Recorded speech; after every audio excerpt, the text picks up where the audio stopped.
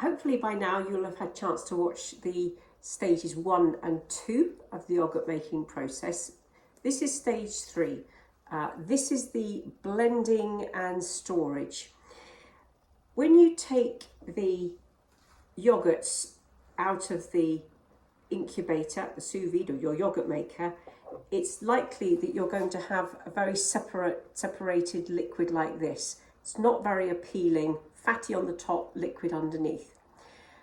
This is the stage to emulsify, basically blend that all together and keep it in that emulsified state so that it's palatable. To do that, we're going to use guar gum. So this is a natural bean extract. We're only adding it at the end because this is quite likely to actually come with some contaminating spore-forming bacteria. Our yoghurts are already lovely and acidic. They're going to stop anything growing. So now is the time to do this part of the thing. So this is guar gum, and we're going to use half a teaspoon for each can's worth of yoghurt, if you like. I've already tested the pH of the finished article. The B. Longum has actually dropped quite far down. It's probably about 4.5, so on its limit. So I've already blended that with the guar gum in the jar using my immersion blender. Put the guar gum on the top and give it a bit of a mix with a spoon first, and then go in with the stick blender.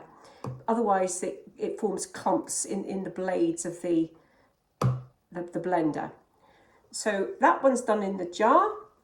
It's been refrigerated now, and so it's ready to go. The other one, the plantarum, its pH has dropped right down to about 3.8, so that's pretty good.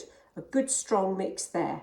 So that one now, I've already done the guar gum in this one and blended it, and you can see that it's formed quite a thick, gloopy, sort of yogurty consistency. And I'm about to do the reuteri as well. So having checked the reuteri, by the way, never put these litmus papers directly into your yoghurt because you'll contaminate them with, I don't know what's in them, but it could be some pretty nasty chemicals. So we always take a little bit out in a spoon, a sterilised spoon, and test it on the spoon. Don't just dump it in the thing. So this is the reuteri, and this is now at about 4.5. So I stopped that at about 29 hours. It was at 4.5. I needed to go to bed, so could have let it go a bit longer. It's fine as it is. So I'm going to add half a teaspoon of guar gum. As I say, it's perfectly okay.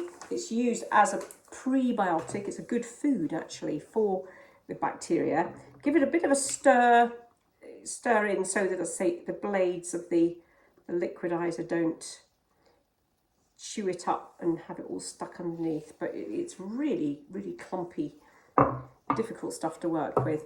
And then I'm going to quickly go in and you can't see that, but basically blend that.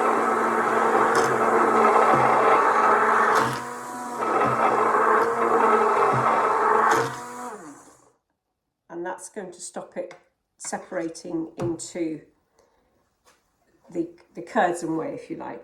So I've got plantarum in there and reuteri in here. I'm going to mix these two together in this big basin. And now we're going to see how acidic this is. One was 3.8, one was 4.5.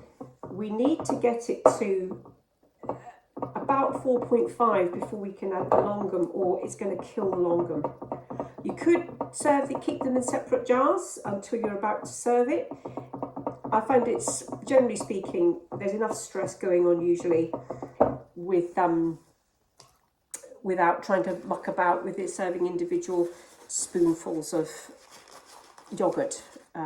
I know that Neve, Elliot, found it much easier just to take them pre-blended.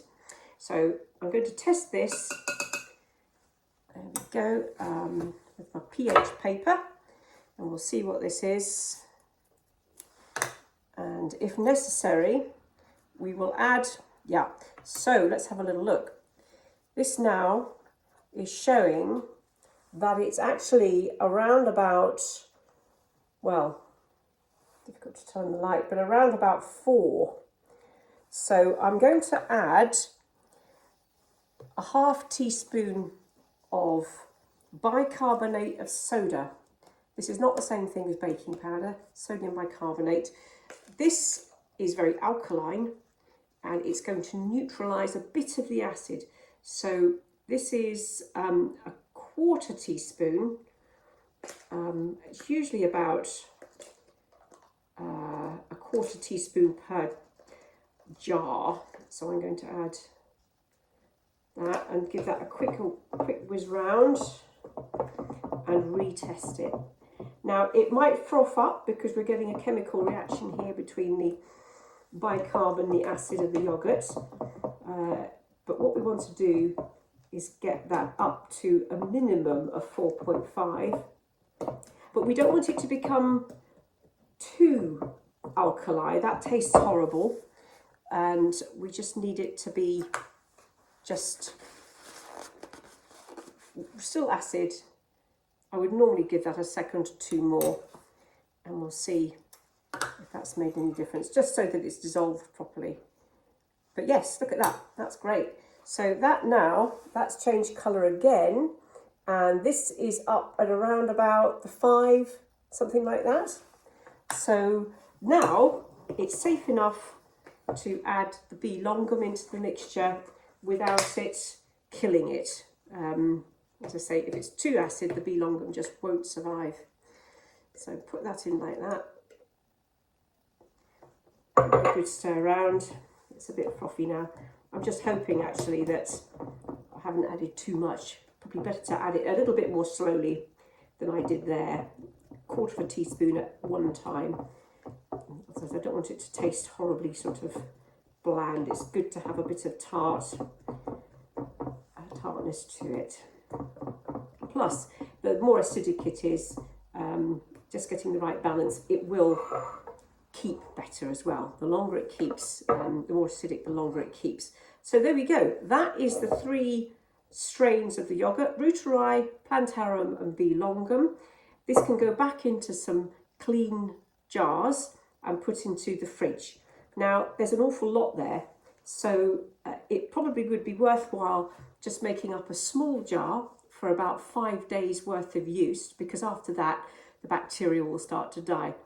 Freeze the remainder in an ice cube tray, covered, and you can just take those out as you need them. So there we go. That's the last of the steps there, and happy yoghurt making.